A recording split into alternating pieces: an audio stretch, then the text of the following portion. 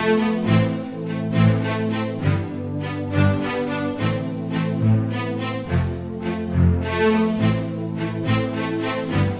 bien-aimés, amis de Jésus. Ce matin, nous sommes rassemblés au nom du Père et du Fils et du Saint-Esprit. Amen.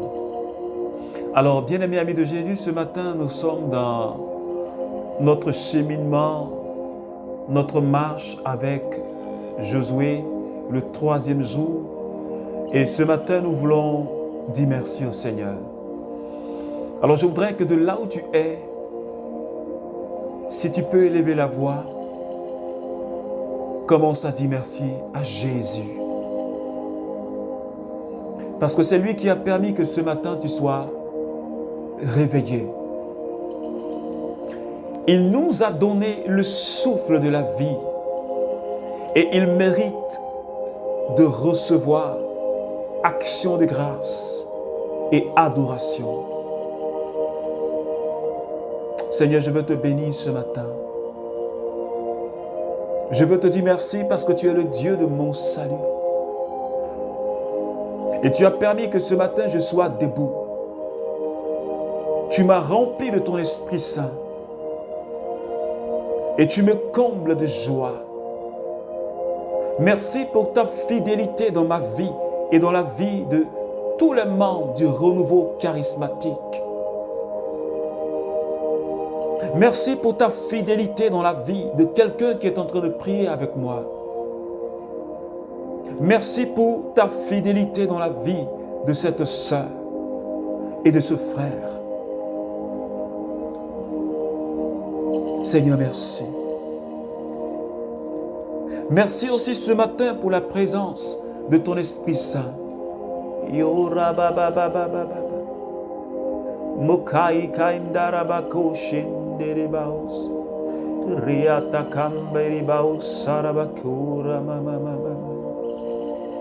motianta kashira babarikura makianta mokai keria usai kitaba murababare kenderibaos mokura bashindarabas riba babakura mashindaraos kanta mama. Bien-aimé, je voudrais que de là où tu es, tu parles au Saint-Esprit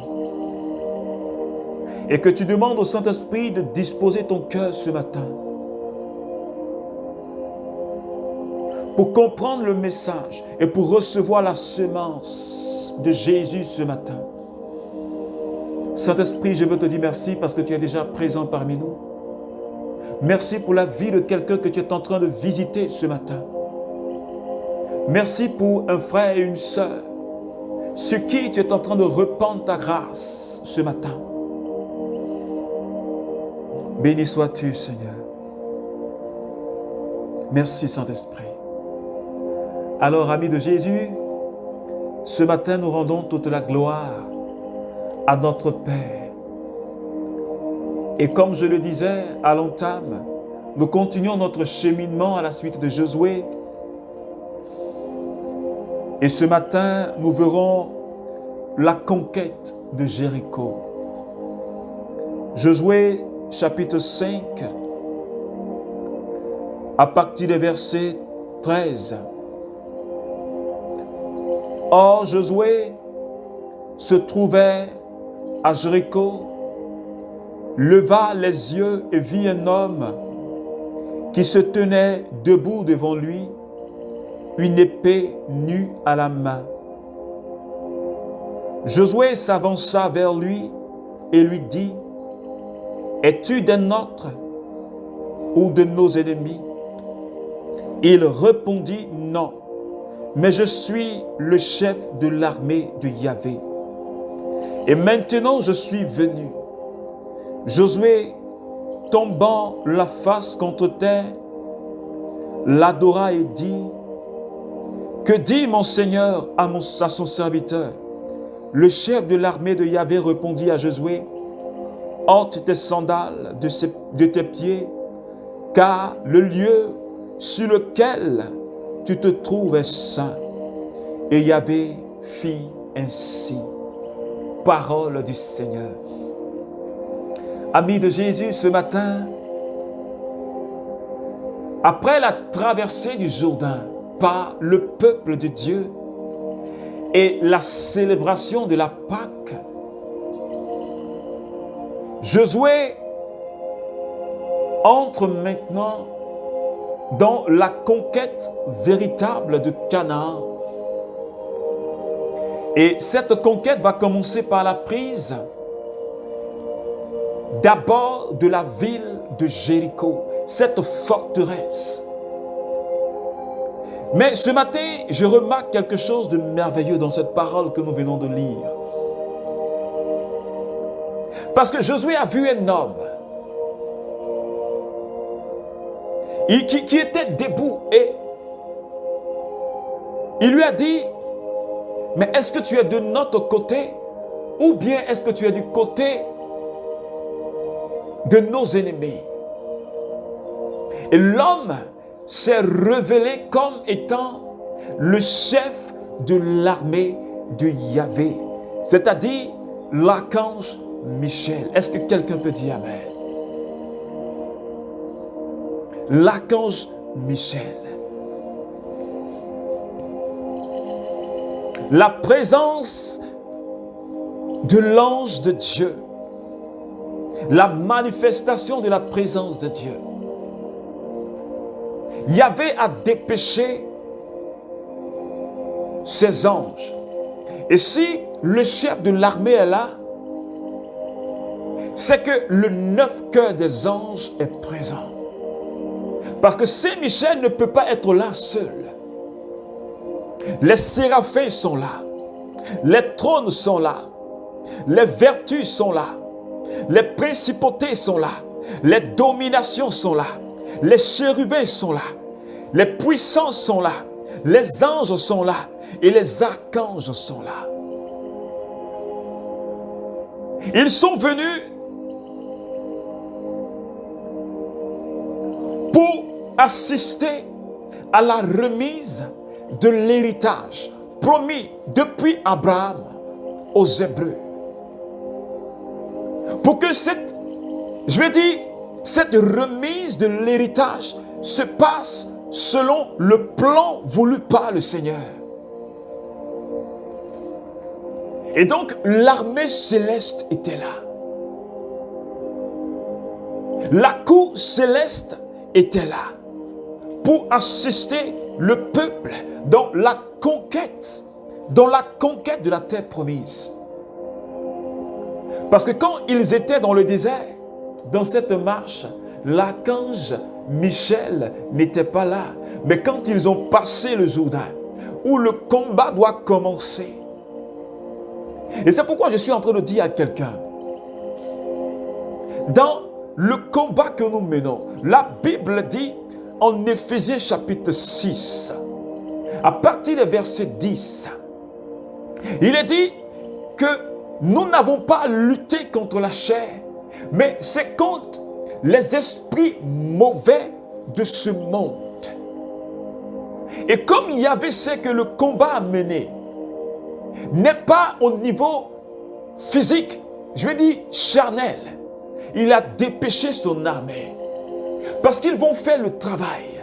C'est eux qui vont faire le travail. C'est pourquoi je dis à quelqu'un ce matin, dans le combat que tu es en train de mener, ne le fais pas seul, mais demande l'assistance des anges dans la conquête, dans la récupération de ce qui te revient. Demande l'assistance de Saint-Michel Archange et des 9 cœurs des anges. Ils étaient là. Et Michel dit, il dit, maintenant je suis là, maintenant je suis venu. L'archange Michel est venu pour toi, ami de Jésus. Et nous avons les anges avec nous. Nous avons la présence de 9 cœurs des anges avec nous. Alléluia. Seigneur, nous te bénissons. Et quand l'ange s'est manifesté, Yahvé a donné une stratégie de guerre. Cela veut dire, comment est-ce qu'ils allaient conquérir Jéricho. La stratégie de guerre a été révélée à Josué. C'est pour nous dire que, bien-aimés, on ne mène pas un combat comme ça dans le vide. Mais il faut avoir une stratégie. Et cette stratégie doit être inspirée par le Saint-Esprit. Et Josué a reçu la révélation de la stratégie de Yahvé. À partir du chapitre 6 de Josué, on peut voir ce que Dieu a révélé à Josué. Il a dit à Josué, les prêtres porteront l'arche de l'alliance, seront devant. Ils seront devant, ils vont conduire le peuple. L'armée sera entre l'arche de l'alliance et le peuple. Et vous allez faire 7 tours. Chaque jour, vous ferez un tour de Jéricho. Et le 7e jour, vous allez faire 7 fois le tour de Jéricho. Et quand vous allez entendre sonner les trompettes, vous allez pousser le cri de guerre. Et c'est ce qu'ils ont exécuté. Et les murs de Jéricho, la Bible dit que le 7e jour, quand ils ont fait 7 tours de Jéricho, ils ont poussé le cri de guerre. Cette forteresse, parce que Jéricho était une forteresse. La Bible dit que les murs de Jéricho se sont effondrés comme une bougie, comme cette cire, la bougie. Ces murs se sont effondrés, comme la bougie se fond en contact avec le feu. Les murs de Jéricho se sont effondrés. C'est pourquoi ce matin, je veux dire à quelqu'un, quelle stratégie le Seigneur te donne dans le combat que tu es en train de mener? Mais ce matin, le Seigneur nous révèle l'une des stratégies efficaces dans le combat spirituel, c'est-à-dire la louange.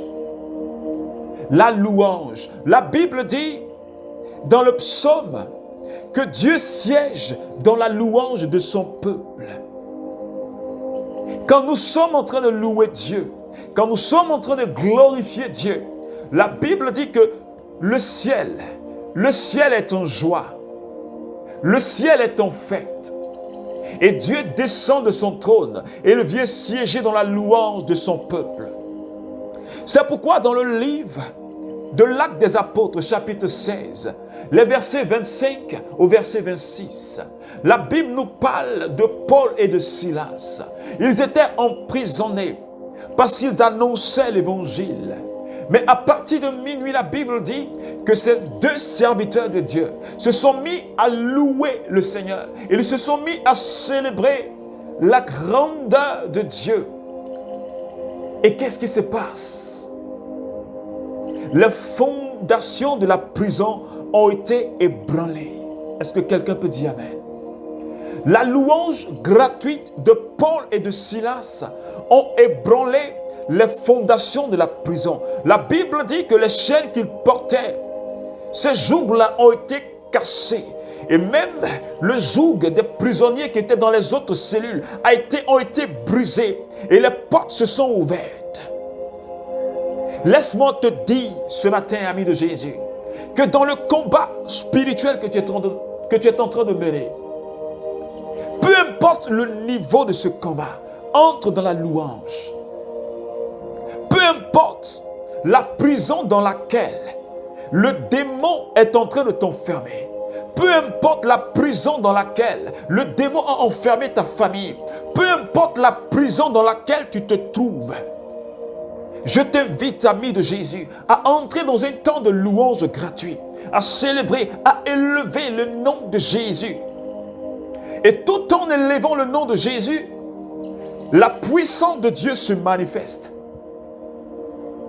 Et c'est ce qui a ébranlé les fondations de la prison où Paul et Silas ont été enfermés. Le joug a été cassé. Et je dis à quelqu'un ce matin, la louange est capable de casser le joug qui est sur ma vie. La louange est capable de casser le joug qui est sur ta vie.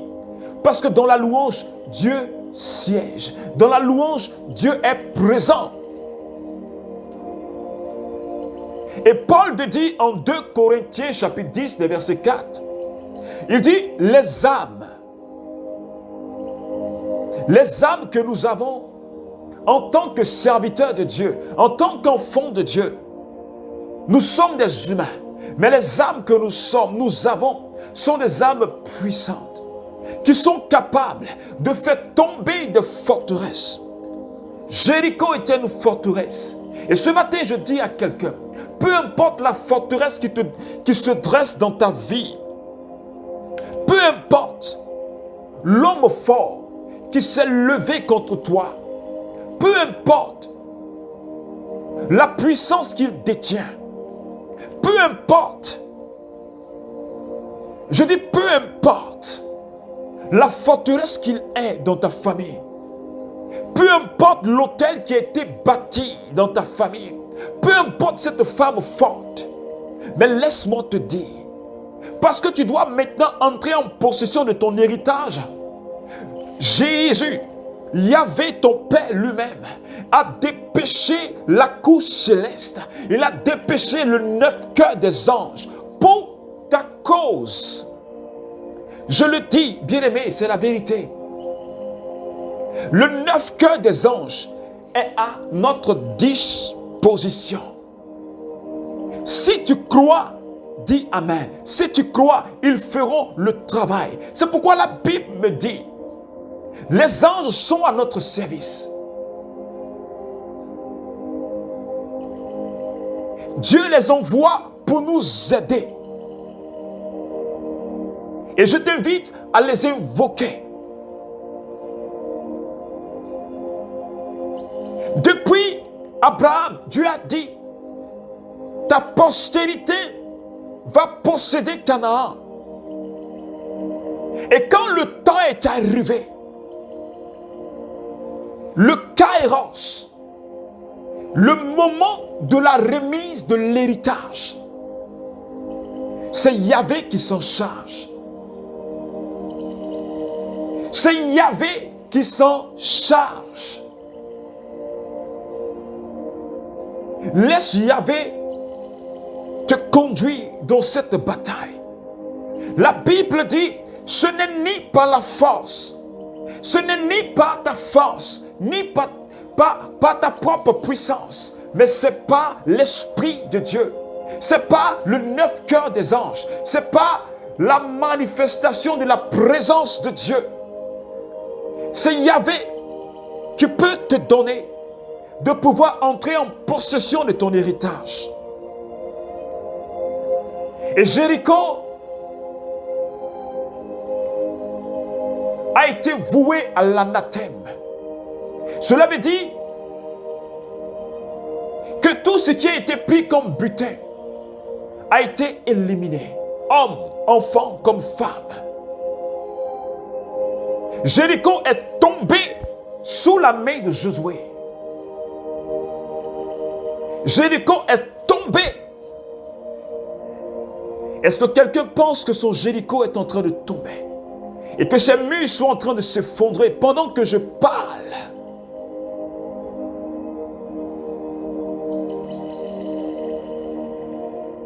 Comment pouvons-nous penser qu'une simple louange peut faire ébranler une forteresse, si ce n'est la puissance de Dieu qui était en action?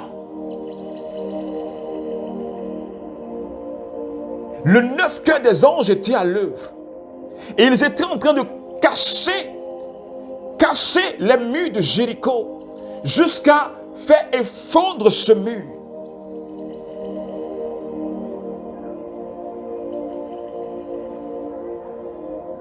Et Jéricho est tombé. Cette forteresse, ces démons de ta vie, cet hôtel de famille qui a été bâti, sur lequel les gens font des sacrifices pour nuire à ta vie, à ta famille.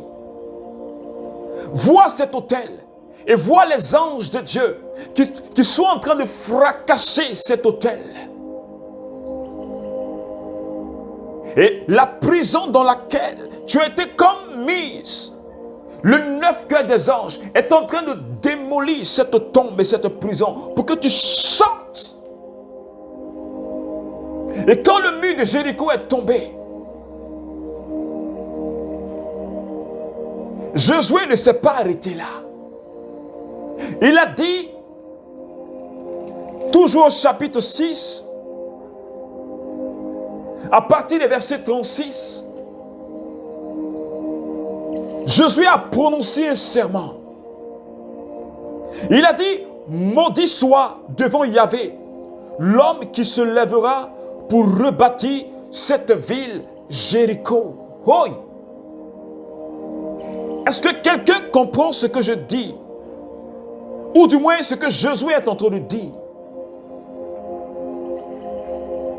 Devant Yahvé, et j'aimerais que tu prononces cette parole avec moi. Maudit soit devant Yahvé celui qui se lèvera pour bâtir Jéricho et pour élever encore ses murs. Je suis en train de dire à quelqu'un, cet homme fort de ta famille, cet esprit humain satanique qui va s'hasarder à vouloir rebâtir le mur autour de toi, qui va vouloir encore se mettre à faire des sacrifices sur un autel de famille. La Bible dit qu'il sera frappé de malédiction. Ce n'est pas moi qui le dis, mais je voudrais que tu rentres dans la révélation avec moi. Il est frappé de malédiction. Celui qui va essayer de rebâtir ce mur qui a été cassé dans ma vie. Cet homme fort, cet esprit humain satanique, cet esprit de la sorcellerie qui va essayer d'élever encore ce mur pour m'empêcher d'évoluer. Je dis qu'il est maudit. Jésus dit qu'il est maudit. Dieu dit qu'il est maudit. C'est pourquoi je voudrais que tu dises Amen. Parce que quand le mur de Jéricho tombe, Yahvé s'assure qu'il ne soit plus rebâti. Yahvé s'assure qu'il ne soit plus rebâti. Yahvé s'assure qu'il ne soit plus rebâti. C'est pourquoi prie avec moi. Yondaraba osko shentaraba.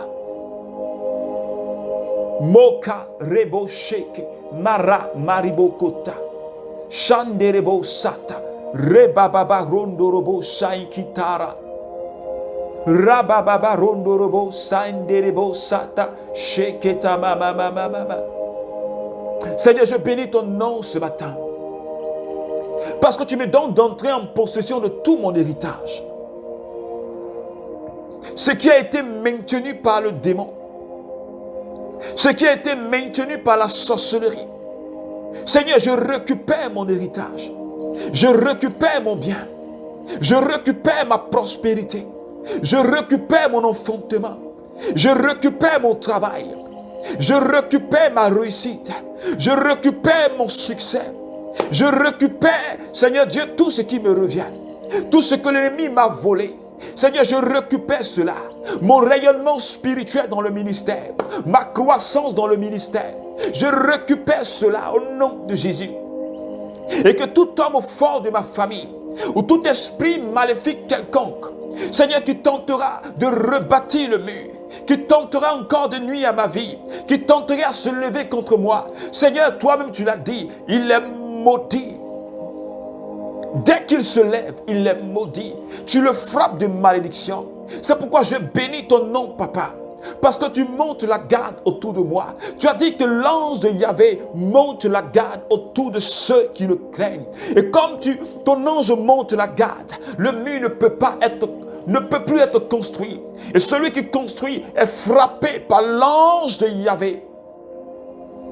Seigneur, merci ce matin. Merci ce matin. Que ton nom soit élevé. Que ton nom soit célébré. Au nom de Jésus. Amen. Amen. Amen. Alors, ami de Jésus, je suis vraiment dans la joie ce matin. La Bible dit, l'ange de l'Éternel campe autour de ceux qui le craignent et il les délivre. Les murs de Jéricho de ta vie tombent. Et lorsqu'ils tombent, il y avait position un ange qui campe autour de toi et qui monte la garde. Toute personne qui tentera de remonter le mur sera frappée par cet ange.